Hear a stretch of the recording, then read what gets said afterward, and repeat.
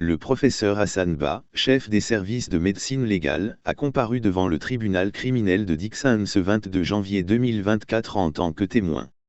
Dans son témoignage, professeur Hassan Ba a affirmé que le 28 septembre 2009, un responsable des services de santé de l'armée l'a appelé pour lui demander de venir à la morgue d'Ignace Dine pour recevoir les corps des personnes décédées, dans la matinée. Quand il est arrivé, c'était aux environs de 19 heures.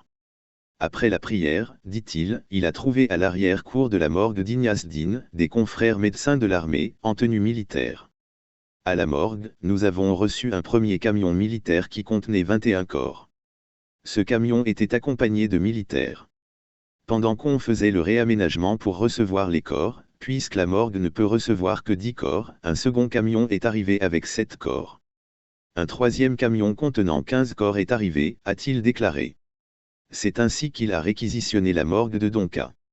24 corps sont restés à Ignace Dine, alors que Donka en avait 34. Les jours qui ont suivi le massacre, il y a eu d'autres morts. Le 29 septembre, a-t-il ajouté, il y a eu 6 corps, décédés au service des urgences médico-chirurgicales, un décédé en chirurgie générale, un autre malade en chirurgie thoracique et un corps déposé par les sapeurs-pompiers. Au troisième jour, le Comité international de la Croix-Rouge, CICR, a déposé 2 corps et les services de neurochirurgie ont déposé 2 autres corps. Au cinquième jour, il y a un autre décès au niveau des services de neurochirurgie. Ce qui fait un total de 58 corps. À en croire le rapport de la médecine légale, les responsables des atrocités avaient agi pour vraiment tuer les victimes, car la majorité ont été touchées au niveau de la tête ou du thorax. Nous avons trouvé qu'il y avait des personnes qui sont décédées par arme à feu, sur lesquelles nous avons trouvé des lésions d'origine balistique avec des orifices d'entrée et des orifices de sortie. Nous avons trouvé 13 corps qui avaient des orifices d'entrée avec 3 orifices de sortie, autrement dit, les projectiles sont entrés et sont ressortis. Sur les 13, les 9 étaient tirés dans le dos. Sur ces 9 cas, il y a 2 cas au niveau du segment céphalique, dont un cas à bout touchant. Donc on a mis l'arme au niveau temporal ici avec un tir à bout portant qui a projeté le cerveau. On a eu 2, au niveau de l'abdomen, avec des éviscérations et des hémorragies abondantes. Ensuite on a eu 27 cas de polytraumatisme, c'est-à-dire des fractures multiples. Parmi ces 27 cas, on avait 10 cas de plaies par instrument piquant et par instrument piquant, tranchant. La plupart des lésions qu'on a observées sont des lésions localisées au niveau du segment céphalique et du thorax, qui sont des segments mortels. Il n'y avait pas de lésions observées au niveau des membres inférieurs.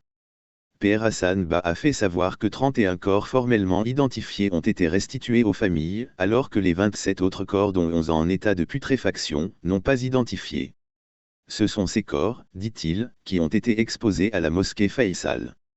Ce jour-là, 2 corps auraient été reconnus par les femmes et les 25 autres ont été embarqués et inhumés par la Croix-Rouge au cimetière de Cameroun. Alors que beaucoup de familles se plaignaient de n'avoir pas retrouvé les leurs, il a demandé l'exhumation des corps pour la recherche de l'ADN. J'ai proposé qu'on fasse une exhumation des corps et demandé aux personnes qui ont perdu des proches de venir pour qu'on prélève le sang, les cheveux pour rechercher l'ADN.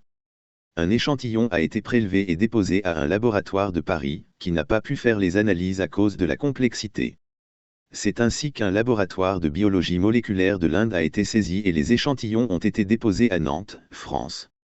Mais aucune des personnes prélevées n'avait de lien avec les personnes décédées. Donc le résultat était infructueux.